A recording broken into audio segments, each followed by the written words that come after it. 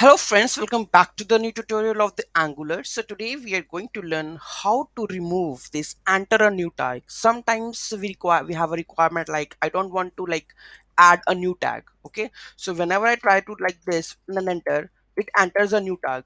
If you want to avoid this, that whenever I click and avoid to enter the tags, so how we are going to disable it. Okay, so we are going to learn in this video. Before those who haven't subscribed my channel yet, please to subscribe my channel, and if you like the video, please to like, share and comment on my video. So let's get started. To disable this, enter a new tag.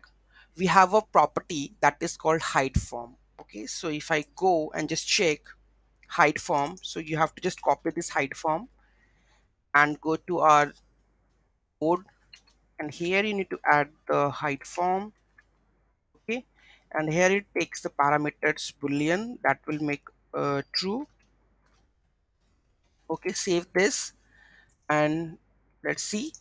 Okay, so if I'm going to enter anything, see, I can't enter a new tag. Okay, sometimes we have a requirement like disable the add tag. Okay, so you have to just add a property that is called hide form true.